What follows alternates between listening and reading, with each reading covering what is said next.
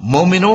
جو پاکیزہ اور عمدہ مال تم کماتے ہو اور جو چیزیں ہم تمہارے لیے زمین سے نکالتے ہیں ان میں سے اللہ کی راہ میں بھی خرچ کرو، اور بری اور ناپاک چیزیں دینے کا قصد نہ کرنا کہ اگر وہ چیزیں تمہیں دی جائیں تو بجز اس کے کہ لیتے وقت آنکھیں بند کر لو، ان کو کبھی نہ لو، اور جان رکھو کہ اللہ بے نیاز ہے، خوبیوں والا ہے۔ شیطان تمہیں تنگ دستی کا خوف دلاتا اور بے حیائی کے کام کرنے کو کہتا ہے، اور اللہ تم سے اپنی بخشش اور رحمت کا وعدہ کرتا ہے، اور اللہ کشائش والا ہے، سب کچھ جاننے والا ہے۔ وہ جس کو چاہتا ہے دانائی بخشتا ہے، اور جس کو دانائی ملی بے شک اس کو بڑی نعمت ملی۔ اور نصیحت تو وہی لوگ قبول کرتے ہیں جو عقل مند ہیں، اور تم اللہ کی راہ میں جس طرح کا خرچ کرو یا کوئی نذر مانو، اللہ اس کو جانتا ہے، اور ظالموں کا کوئی مددگار نہ ہوگا۔ اگر تم خیرات ظاہر کر کے دو تو وہ بھی خوب ہے، اور اگر پوشیدہ دو اور دو بھی ضرورت مندوں کو تو یہ تمہارے لیے بہتر ہے، اور اس طرح کا دینا تمہارے گناہوں کو بھی دور کرے گا، اور اللہ کو تمہارے سب کاموں کی خبر ہے۔ اے نبی صلی اللہ علیہ وآلہ وسلم، تم ان لوگوں کی ہدایت کے ذمہ دار نہیں ہو، بلکہ اللہ ہی جس کو چاہتا ہے ہدایت بخشتا ہے۔ اور مومنو، تم جو مال خرچ کرو گے تو اس کا فائدہ تمہیں کو ہے، اور تم تو جو خرچ کرو گے اللہ کی خوشنودی کے لیے کرو گے، اور جو مال تم خرچ کرو گے وہ تمہیں پورا پورا دے دیا جائے گا، اور تمہارا کچھ نقصان نہیں کیا جائے گا۔ اور ہاں، تم جو خرچ کرو گے تو ان حاجت مندوں کے لیے جو اللہ کی راہ میں رکے بیٹھے ہیں اور ملک میں کسی طرف جانے کی طاقت نہیں رکھتے اور مانگنے سے آر رکھتے ہیں، یہاں تک کہ نہ مانگنے کی وجہ سے ناواقف شخص ان کو تونگر خیال کرتا ہے، اور تم قیافے سے ان کو صاف پہچان لو کہ حاجت مند ہیں، اور شرم کے سبب لوگوں سے منہ پھوڑ کر اور لپٹ کر نہیں مانگ سکتے۔ اور تم جو مال خرچ کرو گے کچھ شک نہیں کہ اللہ اس کو جانتا ہے۔ جو لوگ اپنا مال رات اور دن اور پوشیدہ اور ظاہر اللہ کی راہ میں خرچ کرتے رہتے ہیں، ان کا صلہ ان کے پروردگار کے پاس ہے، اور ان کو قیامت کے دن نہ کسی طرح کا خوف ہوگا اور نہ غم۔ جو لوگ سود کھاتے ہیں وہ قبروں سے اس طرح حواس باختہ اٹھیں گے جیسے کسی کو جن نے لپٹ کر دیوانہ بنا دیا ہو، یہ اس لیے کہ وہ کہتے ہیں کہ سودا بیچنا بھی تو نفع کے لحاظ سے ویسا ہی ہے جیسے سود لینا، حالانکہ سودے کو اللہ نے حلال کیا ہے اور سود کو حرام۔ تو جس شخص کے پاس اللہ کی نصیحت پہنچی اور وہ سود لینے سے باز آ گیا تو جو پہلے ہو چکا وہ اس کا، اور قیامت میں اس کا معاملہ اللہ کے سپرد، اور جو پھر لینے لگا تو ایسے لوگ دوزخی ہیں کہ ہمیشہ دوزخ میں جلتے رہیں گے۔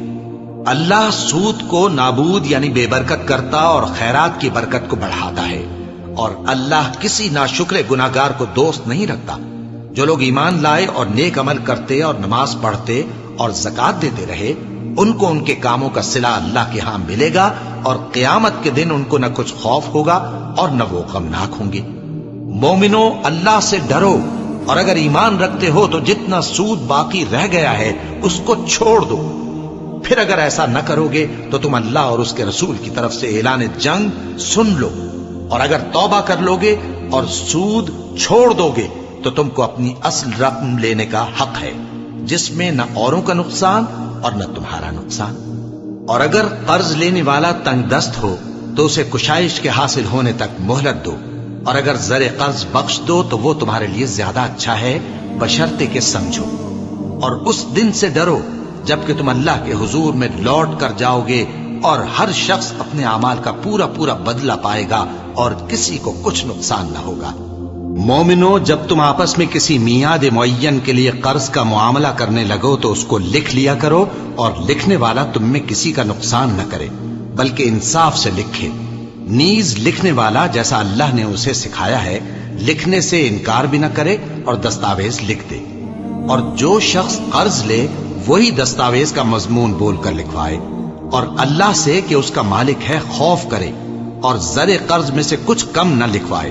اور اگر قرض لینے والا کم عقل یا ضعیف ہو یا مضمون لکھوانے کی قابلیت نہ رکھتا ہو تو جو اس کا ولی ہو وہ انصاف کے ساتھ مضمون لکھوائے، اور اپنے میں سے 2 مردوں کو ایسے معاملے کے گواہ کر لیا کرو، اور اگر 2 مرد نہ ہوں تو 1 مرد اور 2 عورتیں جن کو تم گواہ پسند کرو کافی ہیں،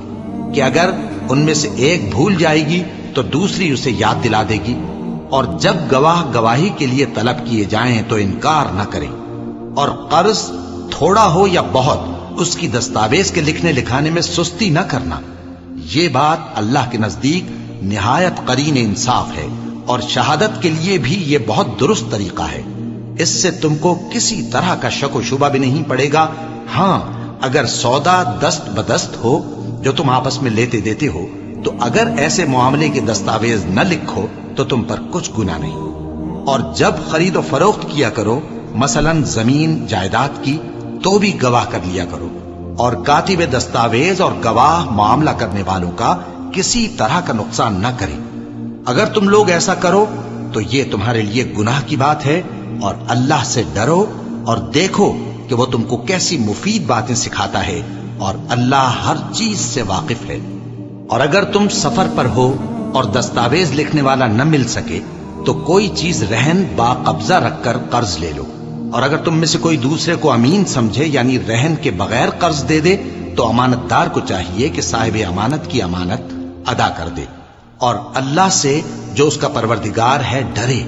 اور دیکھنا شہادت کو مت چھپانا، جو اس کو چھپائے گا وہ دل کا گناہگار ہوگا، اور اللہ تمہارے سب کاموں سے واقف ہے۔ جو کچھ آسمانوں میں اور جو کچھ زمین میں ہے سب اللہ ہی کا ہے۔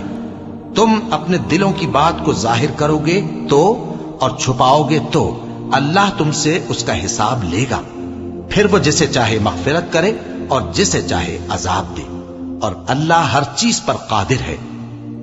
رسول اللہ صلی اللہ علیہ وآلہ وسلم اس کتاب پر جو ان کے پروردگار کی طرف سے ان پر نازل ہوئی ایمان رکھتے ہیں،